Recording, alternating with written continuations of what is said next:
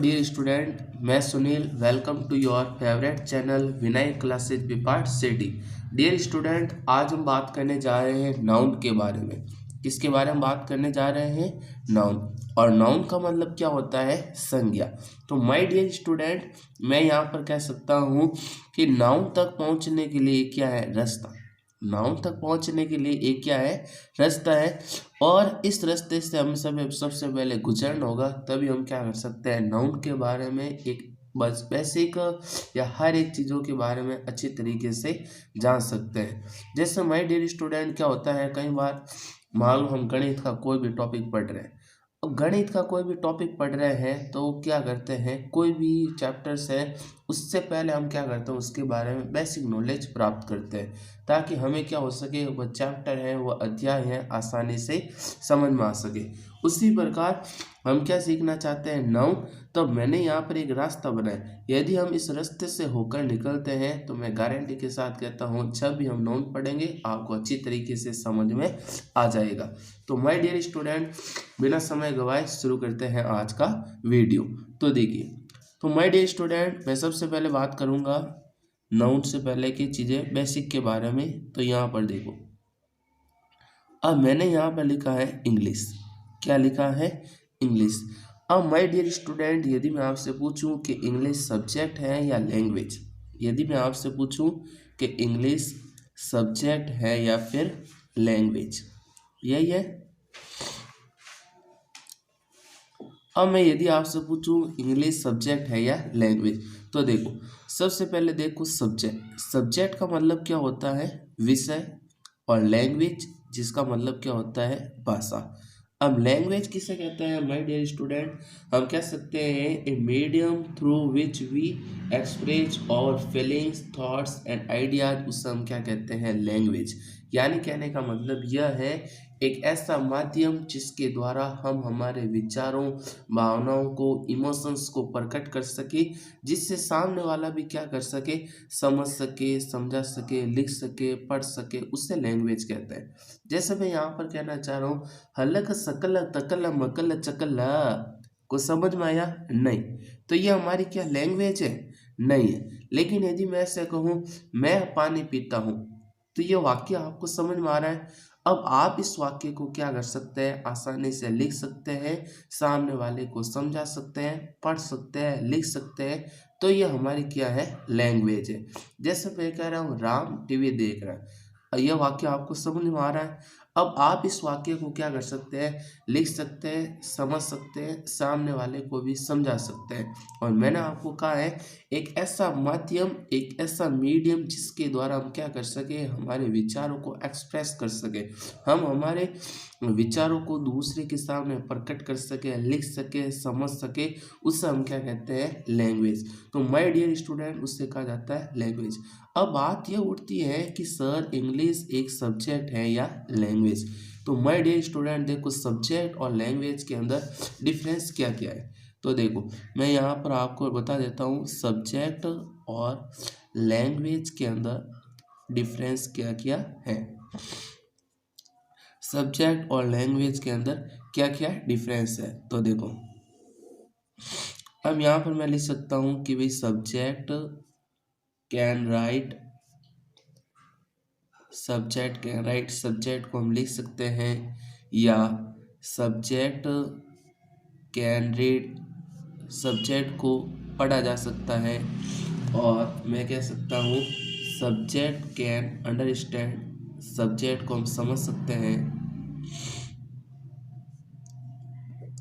Understand, subject को हम समझ सकते हैं। उसी प्रकार से लैंग्वेज जो है, लैंग्वेज कैन एक्सप्लेन, लैंग्वेज को हम क्या कर सकते हैं? एक्सप्लेन कर सकते हैं।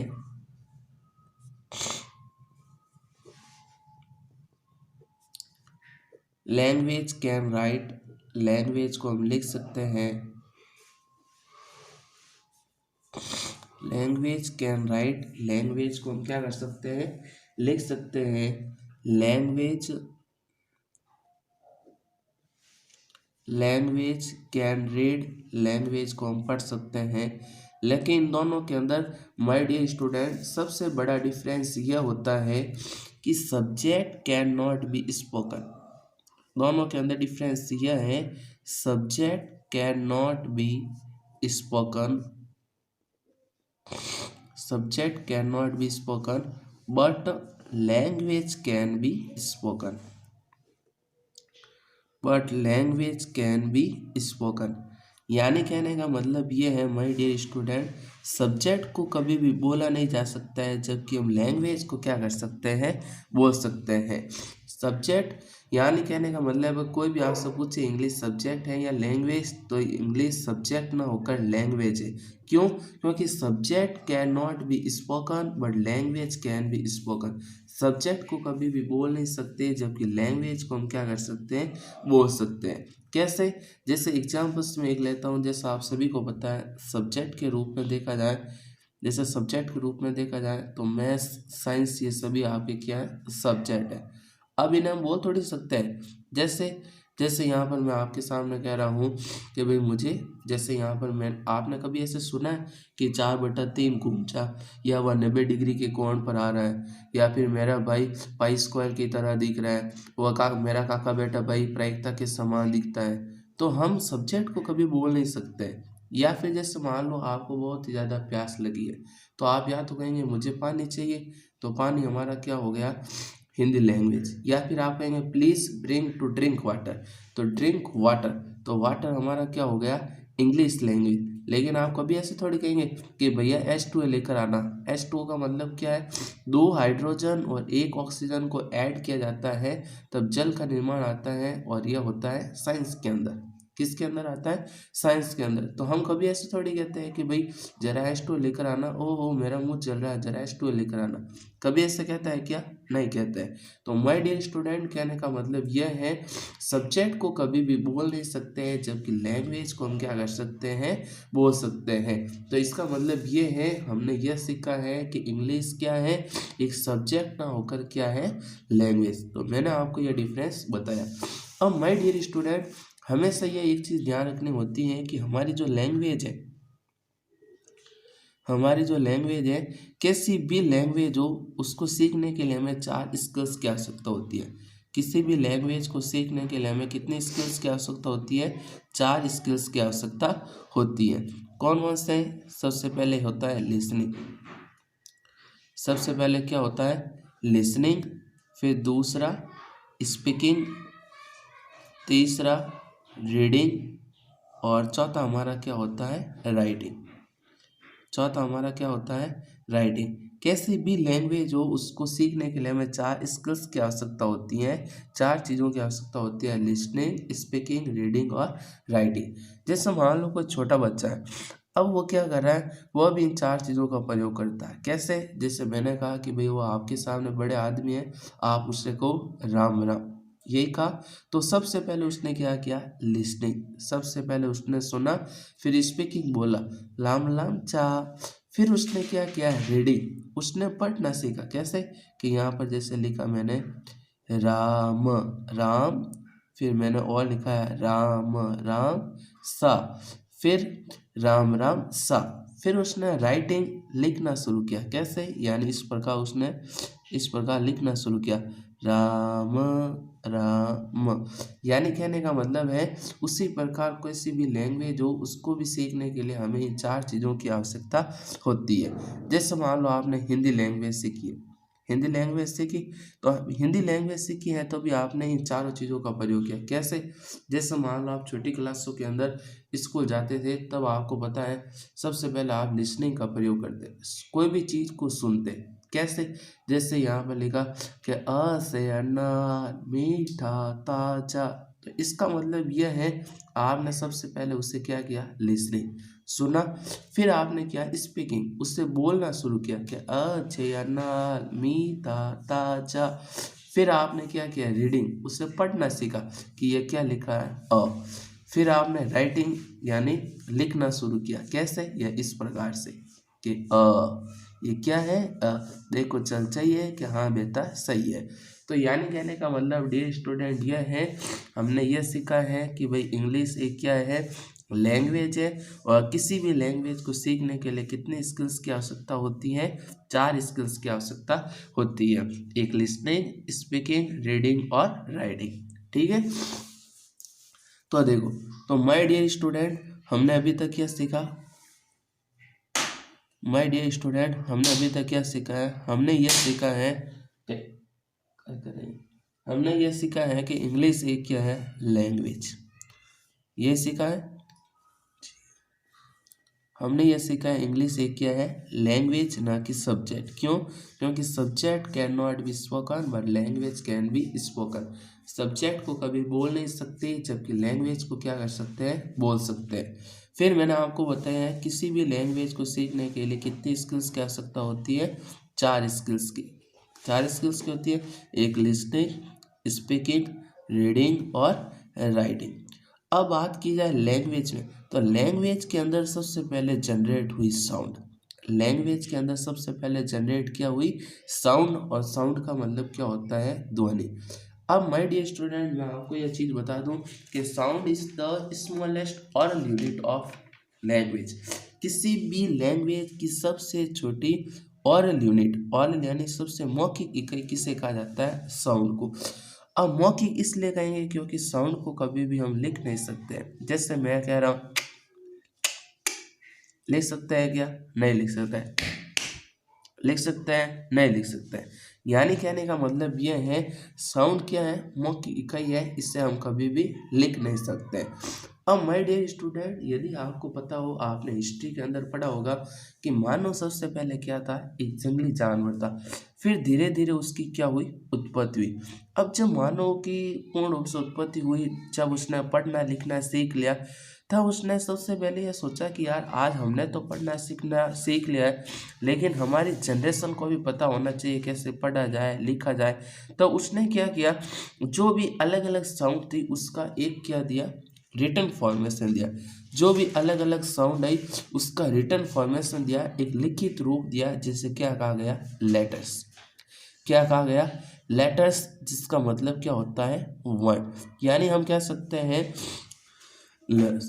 रिटन फॉर्मेशन ऑफ साउंड, यानी साउंड का जो लिखित रूप दिया गया उससे लेटर्स कहते हैं। क्या कहते हैं? लेटर्स। जैसे जैसे यहाँ पर देखो, 1 मिनट के लिए यहाँ पर ध्यान रखना है। जैसे यहाँ पर मैंने लिखा है, क्या लिखा है? के। क्या साउंड आई? के। तो मानव ने डिसीजन किया, जब भी के की साउंड आएगी तब उसे इस प्रकार से लिखा जाएगा। तो इससे जो यह लिखित रूप दिया गया साउंड की, जो रिटन फॉर्मेशन दिया गया, जो लिखित रूप दिया गया, उससे हम क्या कहते हैं? लेटर्स। तो के हमारा क्या है? लेटर्स। जैसे मैंने लिखा, क्या है? क्या साउंड आ रही है? आर। क्या साउंड आ रही है? आर। तो यानी यह डिसीजन लिया गया कि जब ये आर की साउंड आएगी तब उसे इस प्रकार से लिखा जाएगा। तो माय डियर स्टूडेंट, कहने का मतलब यह है कि भाई, written formation of sound, sound का जो लिखित रूप दिया गया उससे हम क्या कहते हैं? लेटर्स। क्या कहते हैं? लेटर्स। तो हमने यह पढ़ा है कि भाई इंग्लिश एक लैंग्वेज है, और लैंग्वेज के अंदर सबसे पहले जनरेट हुए साउंड। साउंड एक ऑरल यूनिट है, और साउंड के बाद क्या जनरेट हुए? लेटर्स। लेटर्स का मतलब क्या होता है? वर्ड। अब माय डियर स्टूडेंट देखो, इंग्लिश के अंदर लेटर्स कितने होते हैं? 26। इंग्लिश के अंदर लेटर्स कितने होते हैं? 26। और इन लेटर्स को 2 भागों के अंदर डिवाइड किया गया। एक तो होता है वावल्स, और दूसरा क्या होता है? कॉन्सोनेंट्स। कॉन्सोनेंट्स। अब वावल्स कितने होते हैं इंग्लिश के अंदर? 5। वावल्स कितने होते हैं? 5। कौन कौन से? ए, ई, आई, ओ, यू। और कॉन्सोनेंट 26 में से 5 निकालो, बाकी कितने बचे? 21, यानी 21। तो 21 हमारे क्या हो गए? कॉन्सोनेंट। कौन कौन से? ए को बाहर निकाला, क्या बचा? बी। फिर सी, डी, ई को बाहर निकालो, एफ, जी, फिर एच, आई को बाहर निकालो, जे, के, एल, डॉट डॉट डॉट। ठीक है, तो यानी कहने का मतलब है इंग्लिश के अंदर लेटर्स कितने होते हैं? 26। और इन लेटर्स को 2 भागों में डिवाइड किया गया है। एक तो होता है वावल्स, और दूसरा क्या होता है? कॉन्सोनेंट। वावल्स कितने होते हैं? 5। ए, ई, आई, ओ, यू। और कॉन्सोनेंट कितने होते हैं? 21, यानी 21।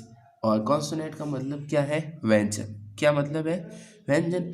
अब इसी के साथ मैं आपको बता दूं, दो होते हैं सेमी वॉवल्स। दो क्या होते हैं, सेमी वॉवल्स। सेमी वॉवल्स का मतलब माय डियर स्टूडेंट होता है, सेमी का अर्थ होता है आधा और वॉवल्स का अर्थ होता है स्वर, यानी जो आधे स्वर भी होते हैं और कॉन्सोनेंट व्यंजन भी होते हैं। तो सेमी वॉवल्स होते हैं दो। कितने होते हैं, दो, एक डब्लू और वाई। अब ये सेमी वॉवल्स इसलिए है क्योंकि कई बार क्या होता है माय डियर स्टूडेंट, डब्लू का उच्चारण कई बार वह भी हो जाता है, कई बार ओ भी हो जाता है। कैसे, देखो, जैसे यहाँ पर लिखा है वुड, यह लिखा है, तो यहाँ पर डब्लू की जो साउंड है वो क्या है, वुड, व, क्या है, व। और जैसे यहाँ पर मैं लिख रहा हूँ सुनो, यह लिखा है क्रो। अब यहाँ पर देखा जाए तो डब्लू की साउंड क्या है, ओ। इसी प्रकार हम कह सकते हैं, जैसे मान लो मैंने लिखा वाई, ये लिखा है। अब यहाँ पर वाई की साउंड भी दो होती है, एक तो होती है य, एक होती है ई। जैसे यहाँ पर मैंने लिखा हाइड्रोजन, तो यहाँ पर वाई की साउंड क्या है, य। और यहाँ पर मैंने लिखा है स्काई और एक लिखा है फ्लाई, तो यहाँ पर इस वाई की साउंड क्या है, ई। यानी हम कह सकते हैं डब्लू का अर्थ वह भी होता है, ओ भी होता है, और वाई का जो उच्चारण है वो यह भी होता है, ई भी होता है। तो इसके आधार पर हम कह सकते हैं कि सेमी वॉवल्स कौन कौन से हैं, दो, एक तो डब्लू और दूसरा क्या है, वाई। अब डियर स्टूडेंट, अब देखो माय डियर स्टूडेंट, तो हमने ये पढ़ा है कि भाई लेटर्स होते हैं 26 और लेटर्स को दो भागों में डिवाइड किया गया है।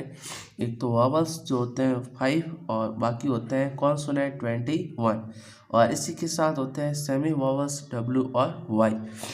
अब यदि आपके किसी के मन में डाउट आ रहा है कि इस लेटर्स का मतलब वर्ण होता है, तो यहाँ पर इस लेटर का मतलब क्या है, तो देखो माय डियर स्टूडेंट, मैं आपको बता देता हूँ, इंग्लिश मूर्खों की लैंग्वेज है। देखो, अब मैं आपको बताता हूँ लेटर्स, लेटर और एक है हमारा द लेटर, तीनों के अंदर डिफरेंस क्या है। तीसरा है द लेटर। देखो, इस लेटर्स का अर्थ क्या होता है, वर्ड। इस लेटर का अर्थ क्या होता है, पत्र।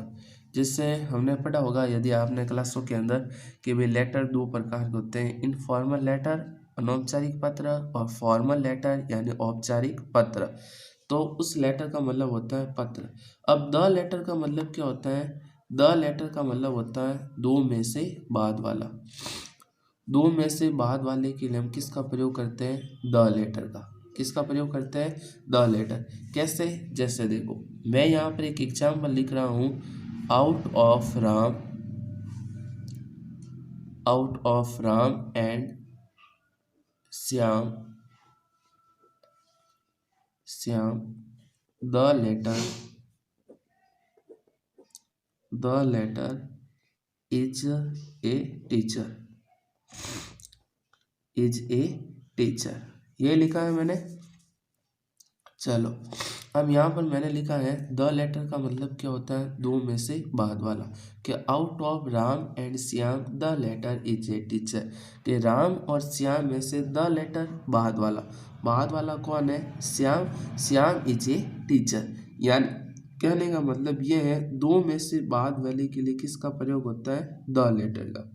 अब किसी के मन में डाउट आएगा कि दो में से बाद वाले को यदि द लेटर कहा जाता है तो पहले वाले को क्या कहा जाता है। तो देखो, द फॉर्मर, द फॉर्मर का मतलब होता है दो में से पहले वाला। दो में से पहले वाले के लिए हम किसका प्रयोग करते हैं, दो में से पहले वाला, उसके लिए हम किसका प्रयोग करते हैं, द फॉर्मर का। कैसे, देखो, जैसे यहाँ पर मैंने लिखा है, सेम वाक्य है, कुछ डिफरेंस नहीं है। Out of Sita and Gita the former is my sister, यही है। देखो, अब इस सेंटेंस का अर्थ क्या निकलेगा, अब इस सेंटेंस का अर्थ होगा सीता और गीता में से द फॉर्मर यानी दो में से पहले वाली कौन है, सीता, इज माई सिस्टर, यही है, यानी दो में से पहले वाले के लिए द फॉर्मर और दो में से बाद वाले के लिए हम किसका प्रयोग करते हैं, द लेटर का। तो हमने क्या पढ़ा, लेटर्स का मतलब क्या होता है, वर्ड, इस लेटर का मतलब पत्र, और द लेटर दो में से बाद वाला, द फॉर्मर दो में से पहले वाला।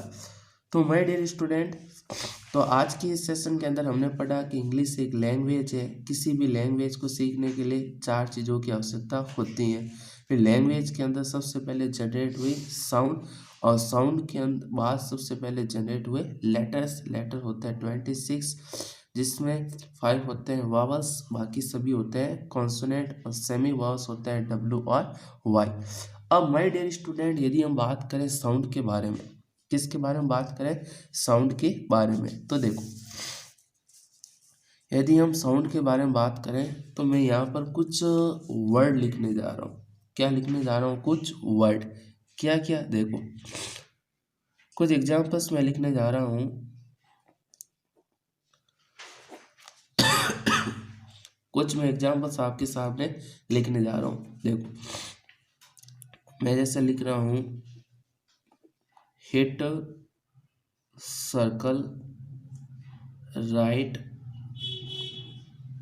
हिट, सर्कल, राइट, और इसी के साथ हम कह सकते हैं हिट और फायर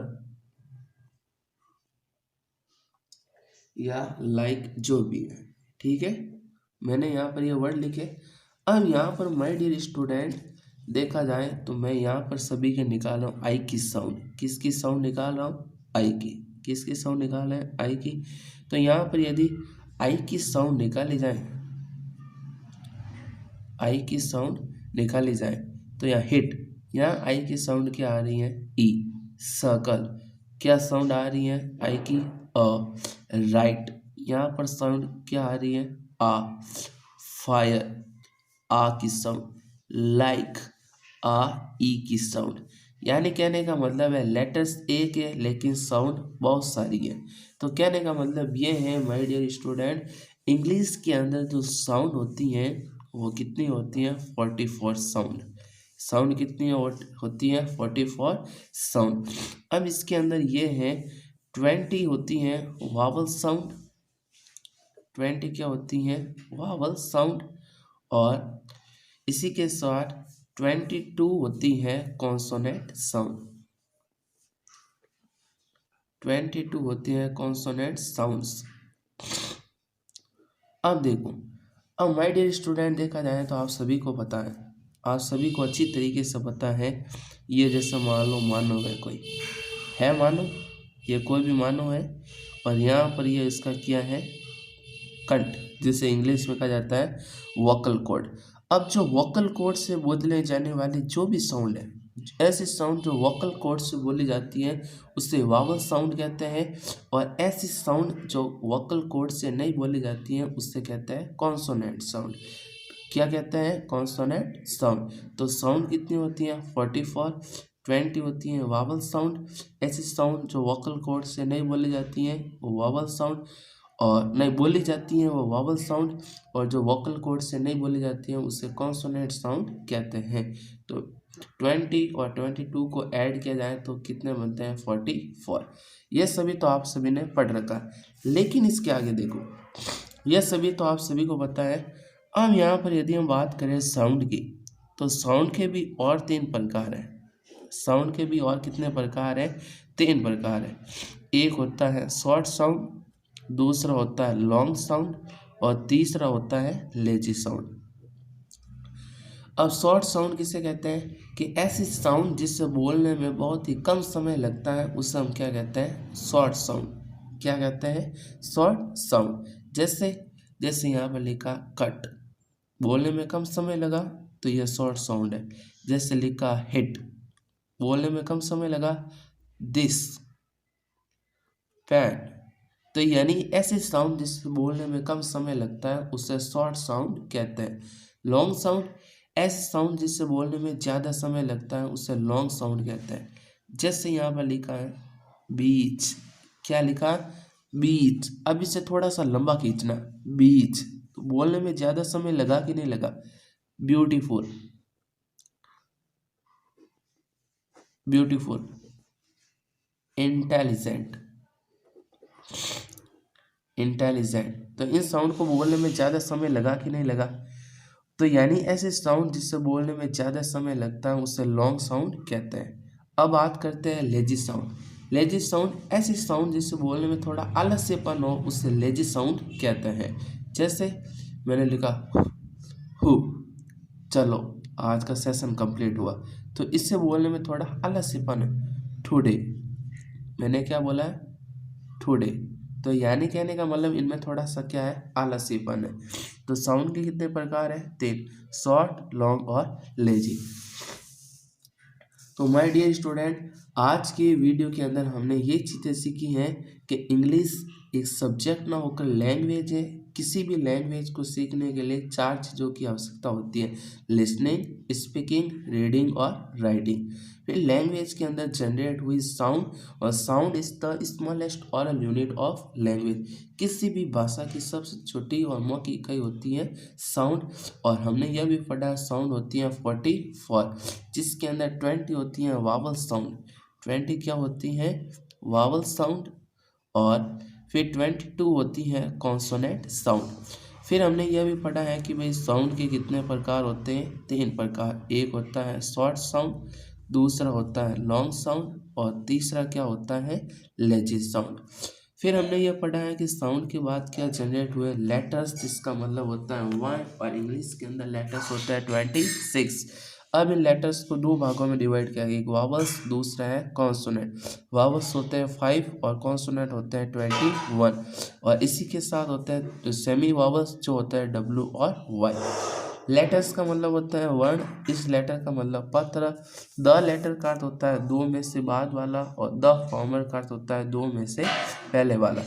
तो डियर स्टूडेंट, आशा करता हूँ आज जो भी मैंने पढ़ा है वो आपको अच्छी तरीके से समझ में आया होगा। यदि समझ में आया तो प्लीज़ वीडियो को लाइक करें और चैनल को सब्सक्राइब करें, ताकि आने वाले हर नोटिफिकेशन आपको जल्दी से जल्दी प्राप्त हो सके। थैंक यू, धन्यवाद। मिलते हैं नेक्स्ट वीडियो के अंदर, तब तक के लिए गुड बाय।